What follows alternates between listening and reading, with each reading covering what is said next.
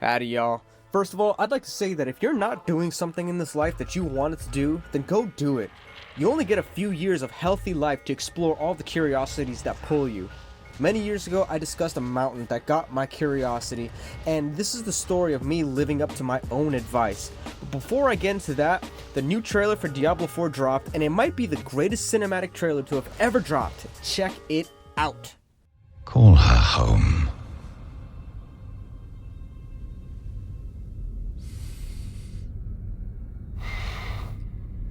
By three, they come. By three, thy way opens. By the blood of the willing, we call thee home.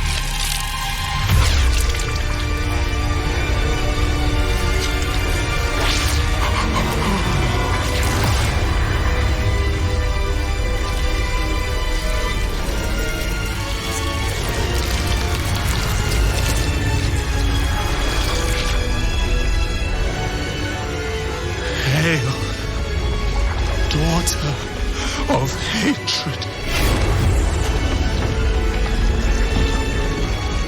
creator of sanctuary.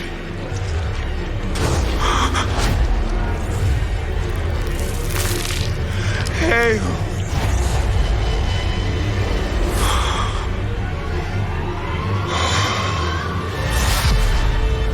Lilith.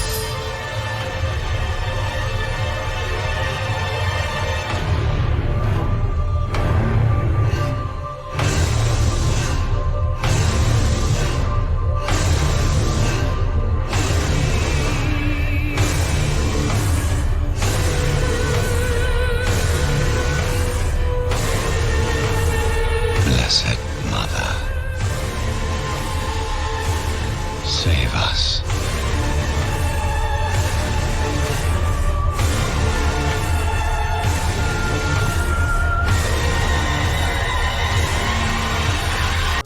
Link is in the description. I hope you enjoyed that as much as I did, because I am pretty...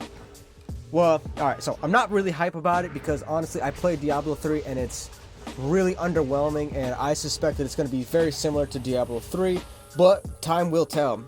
Anywho's, let's go into this video here. So, how I climbed Mount Shasta. First of all, Mount Shasta has always been a thing for me. Mount Shasta is one of the highest peaks in California, and it's not so much that it's the height or how beautiful it is or how much of the local area is surrounded by the mythology of Mount Shasta. You can look it up. All the native peoples who have discussed tales of Mount Shasta. I mean, there's so many different things about it that is just so cool about it, including the fact that the town right next to it is called Weed, California. And yeah, it's all about, you guessed it. Anyways, this is the tale about how I set out to go conquer something that I wanted to do for many years. Not my whole life, but for many years. It's because I'm an explorer. I go out and I explore things. I want to look at new things. I want to explore things that I've never seen before.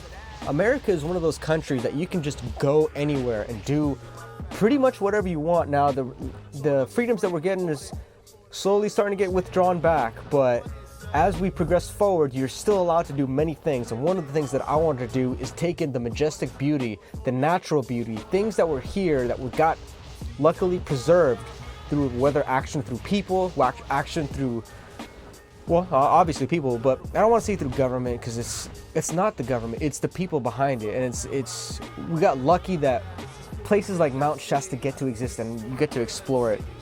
So the night before, I went to sleep at about 11 p.m., something like that. I had just bought this whole new guitar. It's called an Ernie Ball Music Man Majesty. If you ever get a chance to look it up, I might even put it up on the screen right here.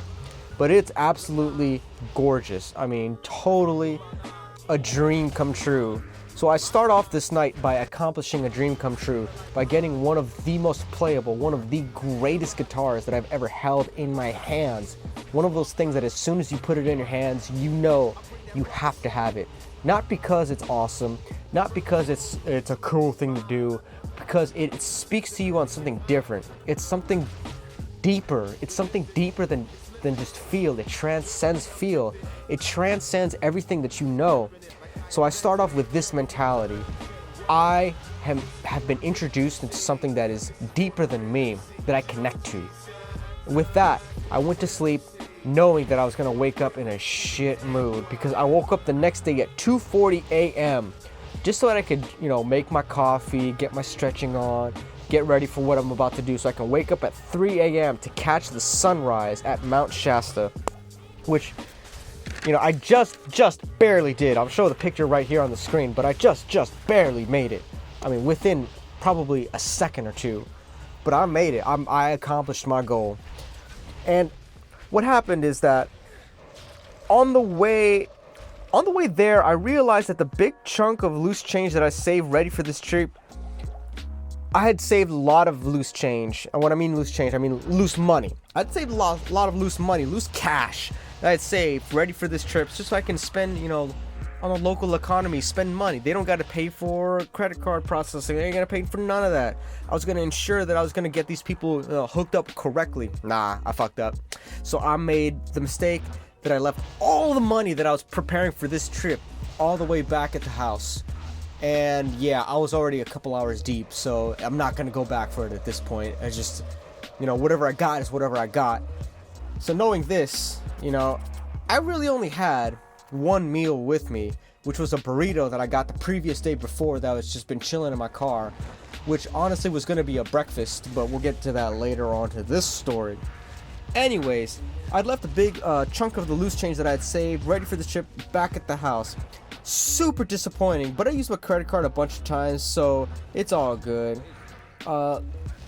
Like I was discussing before, last night I had just unwrapped my brand new Ernie Ball music mat, and the color is so freaking sick, but there was something so notably annoying on it. I stayed up way too late playing on that guitar just because I think I was trying to go to sleep at like 10 o'clock, but we're going too deep into this. I probably stayed awake until 11, and I was supposed to wake up at 3, so I was pissed off, but when you pick up this guitar, it's like a time machine. I mean, I just can't describe how freaking amazing it is. And on my way to Mount Shasta, I saw a few notable landmarks that I thought were freaking hilarious. First of all is Gay Creek, Black Butt, and of course, Weed, California. It's really stupid. I made sure to fill up my tires to 34 psi before I left, because gotta overinflate just a little bit, which is not recommended. I'm not recommending that at all, but it does save you just a little bit of gas mileage, because my car went from getting on average of 34 miles to the gallon on the highway to 38. So I overinflated just a little bit, and it was super worth it, because though it doesn't seem like an extra 4 miles to the gallon is going to be worth it, but yeah, when you're going on long road trips, yeah, it's worth it. It's freaking worth it. And I think that because the proper PSI was inflated, I ended up getting a ridiculous miles to the gallon. Like I said, I got to Mount Shasta City early because I was planning to get exactly to the mountain on sunrise, but I got to the city early because that's what Google said. All right, I made my trip, got there in time, but what Google didn't tell me is that it was directing me to the city, not to the actual mountain. To get to the actual mountain, you got to click on the peak of the mountain, and that was a bit of a tricky to get to. I wanted to be on the mountain to witness the sunrise. That was the whole point of this. Quickly, I Googled mapped how to get to the mountain, and I left right then and there. And pretty quickly, I might have been able to make it if I just drove right then. I drove safely, but quickly and within the speed limit in the city, because I'm not about to be one of those dudes who breaks speed limits in the city. That's just not cool. Don't be one of those people. Go outside of the city where there's less people, less chance of doing some stupid things, alright? If you got a speed. What's weird though is that once you leave the city, there wasn't any posted speed limits. So I drove as fast as I safely could up that mountain. When I was approaching, the sky was lighting up with colors, and I knew that it was coming soon. According to the date time website, sunrise was going to be exactly at 7 a.m. sharp, and at 6:56, I had no idea how far away I was. But at that time, a bunch of people were gathered throughout the streets waiting for the sunrise. I got all the way to the top of the mountain at 6:59, and the sky was ready to crack. I felt mildly bad because there was already a few hippies gathered around at the top, and I came in fast and loud, and when I turned off my car and got out, I realized how super unbelievably quiet it was, except for me and my car, of course. So after I disturbed their peace, we all shared the moment together. The sun touched the earth. The peak was the first part of the mountain to be touched, and I took pictures of the whole thing. Right after I was done taking pictures, the mountain called me, and I listened. When I began my trek up the trail, I took a thermos of cold coffee, a Russian ushanka, and a jacket with no food. On the top of the peak, there is the main peak, and then there was a smaller, much redder peak.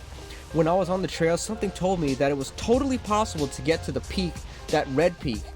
And I knew for sure I couldn't get to the top of the Mount Shasta peak, but I thought I could get to the red peak.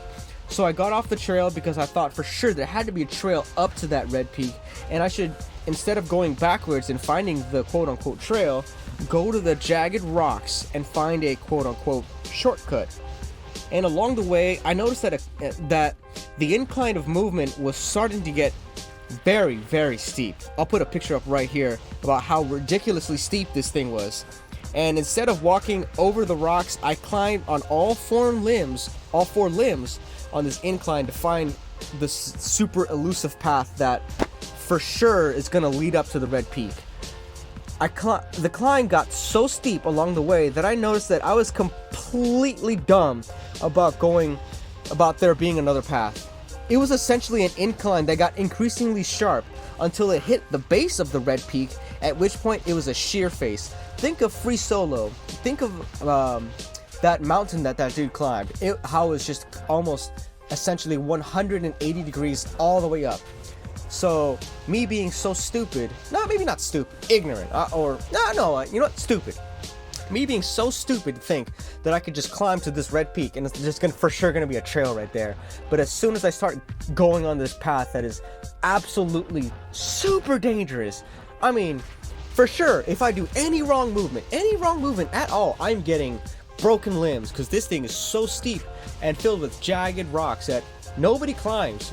There was no sign of human life out there. It was just a completely natural path that was obviously not meant for people to go on, because no one would be so dumb like me to go on that trail looking for another path. But as I would have continued up this sheer face, but along the way, right before the sheer face, I noticed a couple of birds were gathering on this tiny bush, and I stopped and I observed this bush, because this whole time I was climbing, I didn't see birds along the way. So I noticed on this bush that it looked like a nest. So I stopped immediately because I didn't want to disturb this nest. And I turned around and witnessed the beauty of how far I've come. It was amazing, and probably a place that no humans have been before. Maybe not no humans, but not many humans have been before. There was a giant boulder stuck right under another giant boulder, and it looked like the best spot to sleep under, like a natural barrier against the elements. When I was looking out, I heard familiar sounds of baby birds asking for foods, and I knew right then and there that I made the right choice to stop and not disturb him. When I was resting there and looking around at the view, a small bee landed on my foot, and he did that little bee thing where he's trying to gather nectar. He looked like he was humping my foot with his abdomen looking for pollen, like a total idiot. It was pretty funny, honestly. I laughed. And instead of going down the way I came, I went down and to the right until I found a path up the mountain that was safe and accessible. Finally, after climbing those jagged rocks, I found a path up to the trail. It crossed the path of a man-made river, and from the man-made river there was a path that led straight to the trail. But because of the fact that it was a goat path, and I know it was a goat path because I saw the 3 little imprints that a goat would leave on a goat path, and it was so freaking tough to get up that hill. Now, if you've ever seen a goat path, let me put a picture on the screen real quick about what goats can do that humans cannot do. And remind you that this is a type of path that I went up. Maybe not this extreme, but this is a type of path that I went up. It was really, really difficult to get up. But nevertheless, I got up that hill. And when I got up that super steep hill, I walked up the trail for a bit so I could at least see if there was another path up to this red peak. But I didn't see any.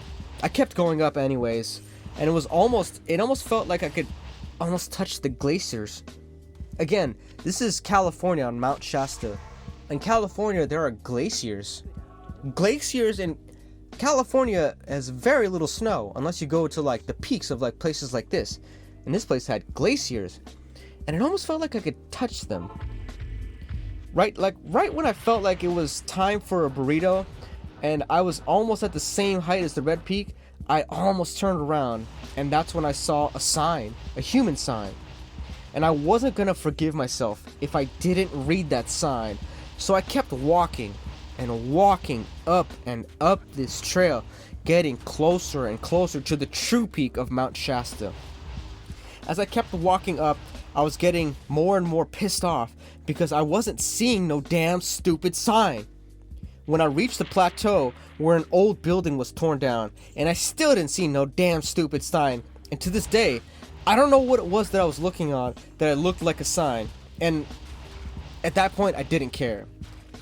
On that plateau, I realized that I was actually above the red peak in elevation, and from there was at the base camp to go to the summit. And this is by far the highest point that I've ever reached in my life. Later on, I looked at the picture for it on the index. There's an index that you can see right before the path where you take up that I took to realize that the red peak was over 12,300 feet off sea level, and I was higher than that. I was talking about way higher. Later on with Google Maps, I realized that I was over 12,500 feet. Super hungry and very tired because I had not eaten anything that whole day. I had not drinking a drop of water. All I've drank at this point from 2:40 a.m. until the point of which I reached the highest peak of my life. The only thing that has been inside my body was cold coffee. I felt very tired. I was not conditioned for this at all, and I began trekking down that trail to go eat that unbelievably freaking sweet burrito. Not physically sweet, just that mental thought of getting a delicious, well-cooked, well-prepared burrito that I'd been saving this whole time. I had never gotten altitude sickness before in my life, and when I got it, it was so bizarre. Your body is absolutely struggling to provide oxygen to all the muscles that are screaming because how difficult it is to get that high. All my limbs turned into TV static. My balance was so dangerously off. My face was almost completely numb. My vision wasn't cooperating. I had no food, only coffee, and very little of that at all. The trail on the way down was covered in moving shale rocks, and my balance was already compromised. It felt so helpless and so strange because I had no knowledge of altitude sickness. When I was coming down, I had to separate the journey into 4 phases to comfort myself at that distance. I had to physically get on the floor 3 or 4 times to have that main sickness dissipate at least enough so that I could keep going. Once I felt like my body had regained enough oxygen just to retain balance at all so that I didn't fall off the side of this freaking mountain, I'd like to reiterate about that goat path. Once I felt that I had enough oxygen to regain that balance and enough strength in my legs to keep moving until I had kept going until I had to collapse once again on that mountain and feel the pulse of it, feel it resonating its mountain energy. When I collapsed, I had to shut my eyes and breathe deeply and concentrate on what my goal was, getting to that car and eating that burrito. I had to absolutely focus on nothing else but that burrito. Once I passed various landmarks, I knew which phase of the trail I was on, and I pursued that burrito even harder. After the completion of phase 2, I could see the parking lot, and I saw my car. She was so beautiful. She looked like a gem, like a pearl. During those last 2 phases, I kept telling myself how much I loved that blue pearl. And every time my foot slipped on a loose rock or my body collapsed, all I could think about was my blue pearl and that burrito.